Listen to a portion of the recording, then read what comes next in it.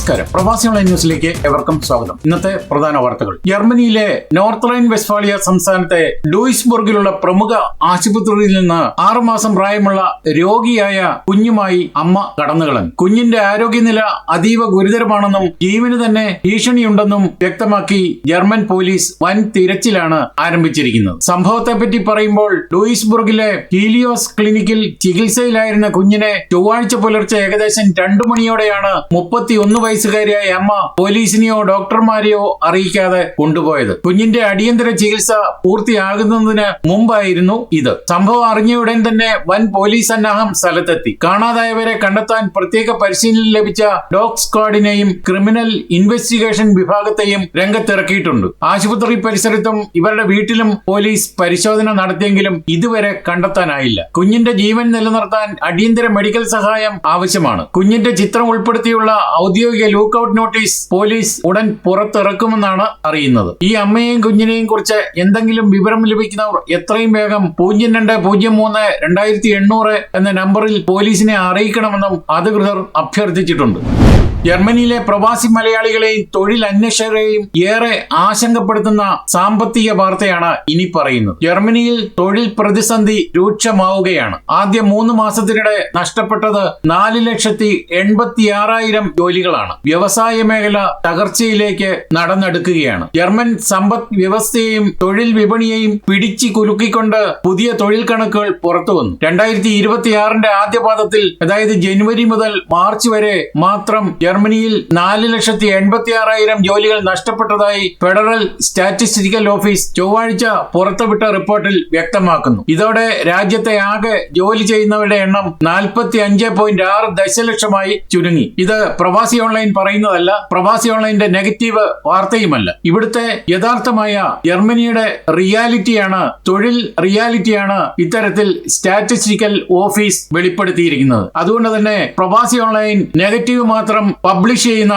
ഒരു വാർത്തയായി കാണുന്നവരൊന്നും തന്നെ ഇത് കാണണമെന്നില്ല. വർഷത്തിന്റെ തുടക്കത്തിൽ സാധാരണയായി ജോലികളിൽ നേരിയ കുറവുണ്ടാകാറുണ്ടെങ്കിലും ഇത്തവണത്തെ ഇടിവ് പ്രതീക്ഷിച്ചതിലും വളരെ കുറവാണ്. തുടർച്ചയായ 3ാമത്തെ ക്വാർട്ടറിലാണ് ജർമ്മനിയിൽ തൊഴിൽ നിരക്ക് താഴേക്ക് പോകുന്നത്. വ്യവസായ നിർമ്മാണ മേഖലകളിൽ വൻ തകർച്ചയാണ് ഉണ്ടാകുന്നത്. ജർമ്മനിയുടെ കരുത്തായ ഇൻഡസ്ട്രി മേഖലയിലാണ് ഏറ്റവും വലിയ തിരിച്ചടി ഉണ്ടായിരിക്കുന്നത്. കഴിഞ്ഞ വർഷത്തെ അപേക്ഷിച്ച് 1,71,000 വ്യവസായ ജോലികൾ ഇല്ലാതായി. കനത്ത സാമ്പത്തിക പ്രതിസന്ധി നേരിടുന്ന നിർമ്മാണ മേഖലയിൽ 27,000 തൊഴിലുകളും നഷ്ടപ്പെട്ടു. ഉയർന്ന നിർമ്മാണ ചെലവ്, ചൈനയിൽ നിന്നുള്ള കടുത്ത മത്സരം, ആഗോള വിപണിയിലെ മന്ദത എന്നിവയാണ് ഇതിന് കാരണം. വ്യാപാരവും IT-യും പിന്നോട്ടായി. ഗതാഗതം മാത്രമല്ല, ഹോസ്പിറ്റാലിറ്റി, ഹോട്ടൽ, റെസ്റ്റോറന്റ് മേഖലകളിലും 81,000 ജോലികളും കോർപ്പറേറ്റ് സർവീസ് മേഖലയിൽ 70,000 ജോലികളും നഷ്ടപ്പെട്ടു. പ്രവാസികൾ ഏറെയുള്ള IT, കമ്മ്യൂണിക്കേഷൻ മേഖലകളിലും ഇത്തവണ ജീവനക്കാരുടെ വൻ കുറവാണ് രേഖപ്പെടുത്തിയിരിക്കുന്നത്. എന്നാൽ സർക്കാർ മേഖലയിൽ മാത്രം നേരിയ വർധനവ് കാണിക്കുന്നുണ്ട്. സ്വകാര്യ ജോലികളിൽ വൻതോതിൽ ജോലികൾ ഇല്ലാതാകുമ്പോൾ സർക്കാർ സർവീസ്, വിദ്യാഭ്യാസം, ആരോഗ്യം എന്നീ മേഖലകളിൽ മാത്രമാണ് പുതിയ നിയമനങ്ങൾ നടന്നത്. ഏതാണ്ട് 1,81,000 പുതിയ തൊഴിലുകളാണ് ഉണ്ടായത്. യൂറോപ്പിൽ ജർമ്മനി പിന്നിലേക്ക് പോവുകയാണ്. മറ്റ് യൂറോപ്യൻ രാജ്യങ്ങളിൽ തൊഴിൽ അവസരങ്ങൾ വർദ്ധിക്കുമ്പോഴാണ് യൂറോസോണിൽ ഏതാണ്ട് 0.5% വർധനമുള്ളപ്പോൾ ജർമ്മനിയിൽ മാത്രം തൊഴിലില്ലായ്മ രൂക്ഷമാവുകയാണ്. ഒരു പെട്ടെന്നുള്ള തിരിച്ചുവരവ് നിലവിൽ സാധ്യമല്ലെന്നാണ് ജർമ്മൻ സാമ്പത്തിക മന്ത്രാലയം സമ്മതിക്കുന്നത്. യൂറോപ്പിലും പ്രത്യേകിച്ച് ജർമ്മനിയിലും ജോലി ചെയ്യുന്ന ഒട്ടനവധി മലയാളി പ്രവാസികളെയും പുതിയ തൊഴിൽ വിസയിൽ വരാൻ ആഗ്രഹിക്കുന്നവരെയും, പ്രത്യേകിച്ച് opportunity card, job seeker visa തുടങ്ങിയ കാറ്റഗറിയിൽ ജർമ്മനിയിലേക്ക് കുടിയേറാൻ ആഗ്രഹിക്കുന്നവർ ഒന്നും തന്നെ തൊഴിൽ നേടില്ല എന്നാണ് ഇത്തരത്തിൽ ഞങ്ങൾക്ക് പറയാനുള്ളത്. അത് മാത്രമല്ല, നിലവിലെ ഈ സാമ്പത്തിക പ്രതിസന്ധി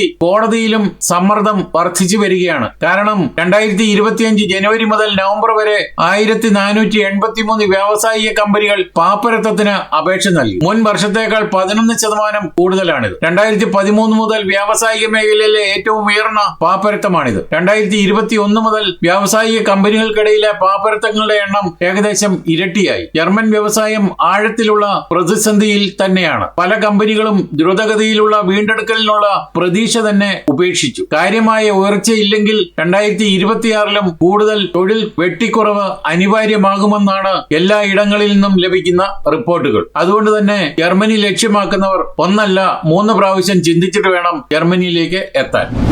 ജർമ്മനിയിലേക്ക് കടുത്ത വേനൽക്കാലം വരുന്നതിനാൽ പെന്തക്കോസ്ത് ദിനങ്ങളിൽ, അതായത് ഫിങ്സ്റ്റൺ അവധി ദിവസങ്ങളിൽ താപനില 31 ഡിഗ്രി വരെ ഉയർന്നേക്കും. കഴിഞ്ഞ കുറച്ച് ദിവസങ്ങളായി തുടരുന്ന തണുപ്പും മഴയും മാറി ജർമ്മനി ഒടുവിൽ ചൂടുകാലം സമർത്ഥമായി ലഭിക്കുമെന്നാണ് കാലാവസ്ഥാ പ്രവചനം. വരാനിരിക്കുന്ന ഫിങ്സ്റ്റൺ ദിവസങ്ങളിൽ ലോങ് വീക്കെൻഡ് അവധി ദിനങ്ങളായി രാജ്യത്ത് താപനില 31 ഡിഗ്രി സെൽഷ്യസ് വരെ ഉയർന്നേക്കുമെന്നാണ് പ്രമുഖ കാലാവസ്ഥാ നിരീക്ഷകർ പ്രവചിക്കുന്നത്. ജർമ്മനിയിലെ പ്രവാസി മലയാളികൾ ഉൾപ്പെടെയുള്ളവർ ഔട്ട്ഡോർ യാത്രകൾക്കും ആഘോഷങ്ങൾക്കും പറ്റിയ മികച്ച കാലാവസ്ഥയായിരിക്കും ഇതെന്നാണ് റിപ്പോർട്ട്. ചൊവ്വ ബുധൻ ദിവസങ്ങളിൽ രാജ്യത്ത് പലയിടങ്ങളിലും മഴയും തണുപ്പും തുടരുമെങ്കിലും വ്യാഴാഴ്ച മുതൽ അന്തരീക്ഷം പൂർണ്ണമായും മാറിമറിയും. സ്പെയിൻ, പോർച്ചുഗൽ തുടങ്ങിയ രാജ്യങ്ങളിൽ നിന്നുള്ള ചൂടുകാറ്റാണ് ജർമ്മനിയിലേക്ക് എത്തുന്നത്. ഇതോടെ നിലവിലുള്ളതിനേക്കാൾ 10 മുതൽ 15 ഡിഗ്രി വരെ താപനില പെട്ടെന്ന് വർദ്ധിക്കും. ശനി, ഞായർ, തിങ്കൾ ദിവസങ്ങളിൽ രാജ്യം മുഴുവൻ കടുത്ത വേനലിന്റെ പ്രതീതിയായിരിക്കും. ശരാശരി താപനില 22 മുതൽ 28 ഡിഗ്രി വരെ ഉയരാൻ സാധ്യതയുണ്ട്. തെക്ക് പടിഞ്ഞാറൻ ജർമ്മനിയിലെ ഓബർറൈൻ, റൈൻ-മൈൻ മേഖലകളിലും ബ്രാൻഡൻബർഗിലും താപനില 31 ഡിഗ്രി വരെ ഉയർന്നേക്കും. വെള്ളിയാഴ്ച മുതൽ രാജ്യത്ത് ഭൂരിഭാഗം സ്ഥലങ്ങളിലും മഴ മാറി പൂർണ്ണമായും വരണ്ട കാലാവസ്ഥയായിരിക്കും. അതുകൊണ്ട് തന്നെ തണുപ്പുകാലത്തെ വസ്ത്രങ്ങൾ മാറ്റിവെക്കാനും സൺക്രീമും കയ്യിലെടുത്ത് പ്രകൃതി ഭംഗി ആസ്വദിക്കാൻ ഇറങ്ങാനും പറ്റിയ ദിവസമാണിതെന്ന് കാലാവസ്ഥാ നിരീക്ഷകർ പറയുന്നു. വരും ദിവസങ്ങളിൽ ജർമ്മനിയിലെ പാർക്കുകളിലും തടാകങ്ങളും ജനനിബിഡം ആകുമെന്ന് ഉറപ്പാണ്. ഗ്ലോബൽ കത്തോലിക്ക കോൺഗ്രസിന്റെ ആഭിമുഖ്യത്തിൽ സഭയും പ്രവാസ ജീവിതവും എന്ന വിഷയത്തെ ആസ്പദമാക്കി അന്താരാഷ്ട്ര വെർച്വൽ വെബിനാർ സംഘടിപ്പിക്കുന്നു. മെയ് 23 ശനിയാഴ്ച സൂം പ്ലാറ്റ്ഫോമിലൂടെ നടക്കുന്ന വെബിനാർ ലോകത്തിന്റെ വിവിധ ഭാഗങ്ങളിലുള്ള വിശ്വാസികളെ ഒരേ വേദിയിൽ അണിനിരത്തും. യുകെയിലെ മുൻ മേയറും ബ്രിസ്റ്റോൾ ബ്രാഡ്ലി സ്റ്റോക്ക് കൗൺസിലറുമായ ടോം ആദിത്യയാണ് വെബിനാറിലെ മുഖ്യ പ്രഭാഷകൻ. വെബിനാർ സമയം വിവിധ രാജ്യങ്ങളെ അടിസ്ഥാനമാക്കി പറയുമ്പോൾ ഇന്ത്യയിൽ രാത്രി 8:30 മുതൽ 9:30 വരെയും, യുകെയിൽ വൈകുന്നേരം 4 മണി മുതൽ 5 മണി വരെയും, ജർമ്മനിയിൽ വൈകുന്നേരം 5 മുതൽ 6 മണി വരെയുമാണ് സമയം ക്രമീകരിച്ചിരിക്കുന്നത്. ഗ്ലോബൽ കത്തോലിക്ക കോൺഗ്രസിന്റെ ഗ്ലോബൽ ടീമാണ് പരിപാടിയുടെ സംഘാടക ചുമതല വഹിക്കുന്നത്. ലോകത്തിന്റെ വിവിധ കോണുകളിൽ നിന്നുള്ള വിശ്വാസികൾ പങ്കെടുക്കുന്ന വെബിനാറിലേക്ക് ഏവരെയും സ്വാഗതം ചെയ്യുന്നതായി സംഘാടകർ അറിയിച്ചു. സൂം മീറ്റിംഗിന്റെ ലിങ്ക് ഞങ്ങൾ കമന്റ് ബോക്സിൽ കൊടുത്തിട്ടുണ്ട്, പ്രത്യേകം ശ്രദ്ധിക്കുക. ജർമ്മനിയിൽ ഗ്യാസ് പൊട്ടിത്തെറിച്ച് ബഹുനില മന്ദിരം തകർന്നു വീണ് അവശിഷ്ടങ്ങൾക്കിടയിൽ കുടുങ്ങിയ ആളുകളെ രക്ഷിക്കാൻ ശ്രമിക്കുകയാണ് അധികൃതർ. ജർമ്മനിയിലെ സാക്സണി സംസ്ഥാനത്തുള്ള ഗോർലിറ്റ്സ് നഗരത്തിൽ ഗ്യാസ് സിലിണ്ടർ പൊട്ടിത്തെറിച്ച് വൻ ദുരന്തമാണ് ഉണ്ടായത്. തിങ്കളാഴ്ച വൈകുന്നേരം ഉണ്ടായ ശക്തമായ സ്ഫോടനത്തിൽ ഒരു വലിയ റെസിഡൻഷ്യൽ കെട്ടിടം തന്നെ പൂർണ്ണമായും തകർന്ന് തരിപ്പണമായി. അവശിഷ്ടങ്ങൾക്കിടയിൽ കൂടുതൽ ആളുകൾ കുടുങ്ങിക്കിടപ്പുണ്ടോ എന്നാണ് പോലീസും ഫയർഫോഴ്സും അത്യാധുനിക സന്നാഹങ്ങളുമായി തെരച്ചിൽ നടത്തുന്നത്. തിങ്കളാഴ്ച വൈകുന്നേരം 5:30 സംഭവം. ഭയങ്കരമായ ശബ്ദത്തോടെ കെട്ടിടം തകരുകയും അവശിഷ്ടങ്ങൾ റോഡിലേക്ക് തെറിച്ചു വീഴുകയുമായിരുന്നു. സ്ഫോടനത്തിന്റെ ആഘാതത്തിൽ സമീപത്തെ കെട്ടിടങ്ങളിലെ വൈദ്യുതി ബന്ധം പോലും പൂർണ്ണമായും വിച്ഛേദിക്കപ്പെട്ടു. ആദ്യഘട്ടത്തിൽ 5 പേരെ കാണാതായതായും റിപ്പോർട്ടുണ്ടായിരുന്നെങ്കിലും പിന്നീട് 2 പേർ സുരക്ഷിതരാണെന്ന് കണ്ടെത്തി. ബാക്കി 3 പേരെ കുറിച്ച് ഇതുവരെ വിവരമൊന്നും ലഭിച്ചിട്ടില്ല. പോലീസും സന്നാഹവും സ്ഫോടന സംഭവ സ്ഥലത്ത് തന്നെ നിലയുറപ്പിച്ച് രക്ഷാപ്രവർത്തനം തുടരുകയാണ്. ഇന്ത്യൻ പ്രധാനമന്ത്രി നരേന്ദ്രമോദി ചരിത്രപ്രധാനമായ സന്ദർശനത്തിനായി നോർവേ തലസ്ഥാനമായ ഒസ്ലോയിലെത്തി. കഴിഞ്ഞ 40 വർഷത്തിനിടെ ഒരു ഇന്ത്യൻ പ്രധാനമന്ത്രി നോർവേ സന്ദർശിക്കുന്നത് ഇതാദ്യമാണ്. 4 യൂറോപ്യൻ രാജ്യങ്ങളുടെ സന്ദർശനത്തിന്റെ ഭാഗമായാണ് മോദി തിങ്കളാഴ്ച നോർവേയിൽ വിമാനമിറങ്ങിയത്. യൂറോപ്പുമായുള്ള ബന്ധം ഊട്ടിയുറപ്പിച്ചുള്ള ചതുർരാഷ്ട്ര പര്യടനത്തിന്റെ ഭാഗമായി നോർവേയിലെത്തിയ പ്രധാനമന്ത്രി നരേന്ദ്രമോദി വ്യാപാരം, നിക്ഷേപം, പരിസ്ഥിതിയോട് ഇണങ്ങിയിട്ടുള്ള സാങ്കേതിക വിദ്യ തുടങ്ങിയ മേഖലകളിൽ സഹകരണം സംബന്ധിച്ച് പ്രധാനമന്ത്രി യൂനാസ് ഗാർസ്റ്റോറുമായും കൂടിക്കാഴ്ച നടത്തി. നോർവേയുടെ പരമോന്നത പുരസ്കാരമായ grand cross of the royal Norwegian order of the മെരിറ്റും ഏറ്റുവാങ്ങി. മോദിക്ക് ലഭിക്കുന്ന 32ാമത്തെ രാജ്യാന്തര പുരസ്കാരമാണിത്. സാൻ ഡിയാഗോയിലെ മുസ്ലിം പള്ളിയിലുണ്ടായ വെടിവയ്പിൽ 3 പേർ കൊല്ലപ്പെട്ടു. കൊല്ലപ്പെട്ടവരിൽ പള്ളിയിലെ സുരക്ഷാ ജീവനക്കാരും ഉൾപ്പെട്ടിട്ടുണ്ട്. വെടിവയ്പിന് ശേഷം അക്രമികൾ സ്വയം വെടിവെച്ച് മരിച്ചതായും റിപ്പോർട്ടുകളുണ്ട്. സംഭവത്തെക്കുറിച്ച് കൂടുതൽ വിവരങ്ങൾ പുറത്തുവിടാൻ പോലീസ് തയ്യാറായിട്ടില്ല. യുഎസിലെ സാൻ ഡിയാഗോ കൗണ്ടിയിലെ ഏറ്റവും വലിയ പള്ളിയിലാണ് ആക്രമണം നടന്നത്. ഇതോടെ ഈ വാർത്താ ബുള്ളറ്റിനോട് പൂർണ്ണമാവുകയാണ്. നിങ്ങൾ നൽകി വരുന്ന എല്ലാവിധ പിന്തുണയ്ക്കും ഞങ്ങൾ ഹൃദയപൂർവ്വം നന്ദി അറിയിക്കുന്നു. അതോടൊപ്പം കൂടുതൽ വാർത്തകളും വിശേഷങ്ങളും അറിയാൻ യൂറോപ്പിലെ ആദ്യത്തെ മലയാളത്തിലുള്ള ഓൺലൈൻ പോർട്ടലായ പ്രവാസി ഓൺലൈനൊക്കെ സന്ദർശിക്കുക. നന്ദി, നമസ്കാരം.